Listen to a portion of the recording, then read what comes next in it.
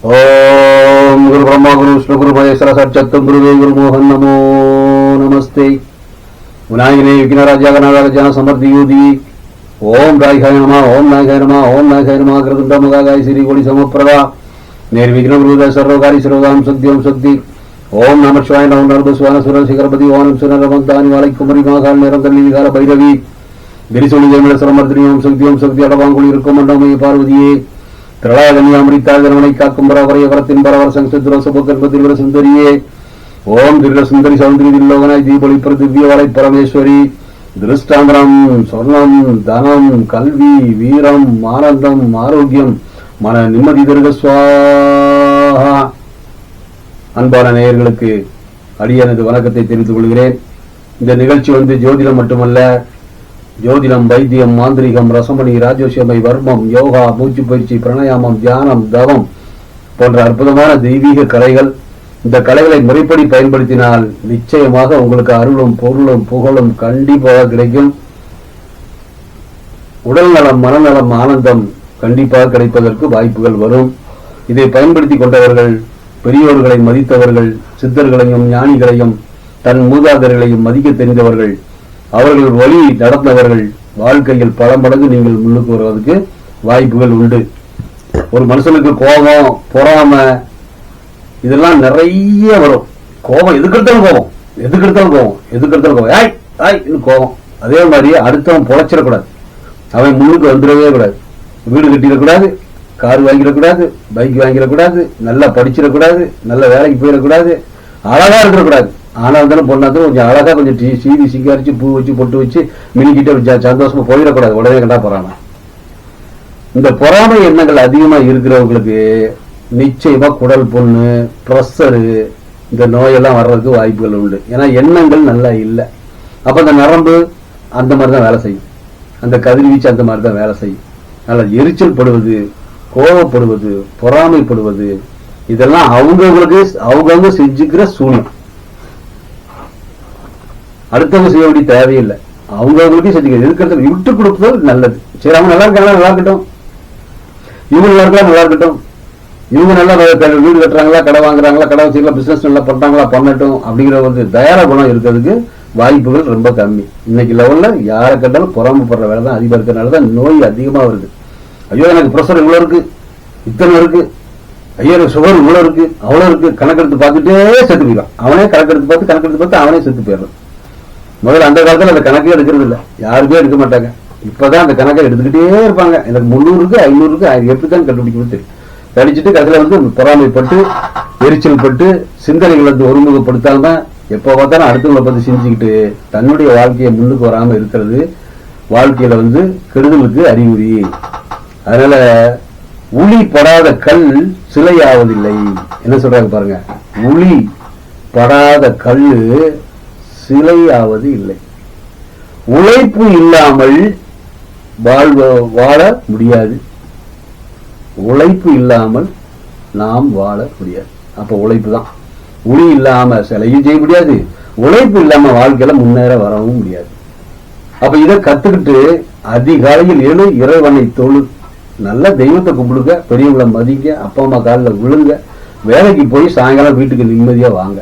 அப்ப அந்த உழைப்பு இருந்ததுன்னா, அந்த தொழில பிசினஸ்ல நம்ம உழைப்பு இருந்ததுன்னா வாழ்க்கையில முன்னுக்கு வர்றதுக்கு வாய்ப்புகள் உண்டு.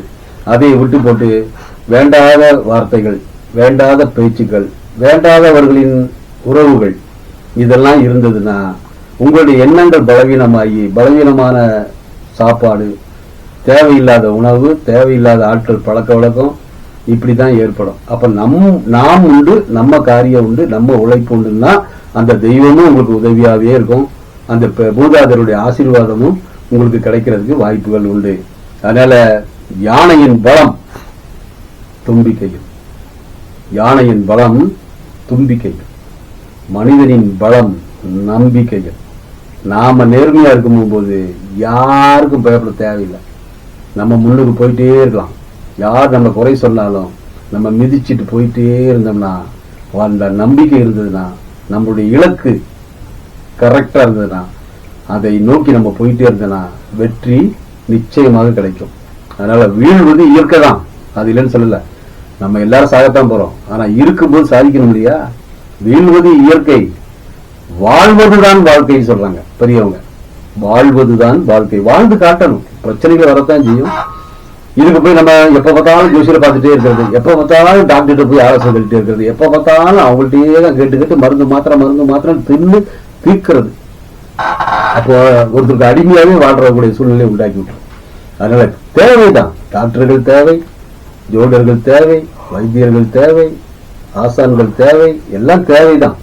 நம்முடைய செயல்பாடு வேணும்ல. இப்ப சொல்லி காட்டியாச்சு, இன்னைக்கு கோயம்புத்தூர்ல இருந்து சென்னைக்கு இதுதான் வழி அப்படின்னு சொல்லியாச்சு. நம்ம போயிட்டே இருக்கணும் இல்லையா? அதை விட்டு போட்டு அதுவே கருவிட்டே இருந்தா என்ன அர்த்தம் இருக்கு?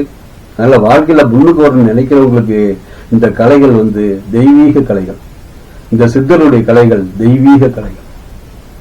சிலர் குடும்பத்துல அண்ணன் தம்பி இருக்கான், மூத்தவன் இளையவன், எப்ப பார்த்தாலும் சண்டையும் சச்சரவும், சொத்துல தகராறு, பொறாம, ஒருத்தருக்கு பொறாம. ஆனா சில குடும்பத்துல நல்லா இருக்கு. சில குடும்பத்துல அன்பா தம்பியை உபசரிக்கிறாங்க, அண்ணன் உபசரி. அப்ப ஒருத்தர் நல்லா இருந்தா ஒருத்தர் கெடுக்கிறான். அப்ப ரெண்டு பேருமே நல்லா இருந்தா தான் அந்த நட்புக்கு நல்லா இருக்கும். ஒருத்தர் மட்டும் அண்ணன் நல்லா இருக்கட்டும், எல்லாம் நல்லா இருக்கட்டும், அப்படி நல்லா இருக்கட்டும் நினைச்சுதான் இன்னொருத்தர் கெடுக்க பாக்குறாங்கல்ல. அப்ப எப்படி முன்னுக்கு வர முடியும்? ஒற்றுமை வராது இல்ல இந்த இடத்துல.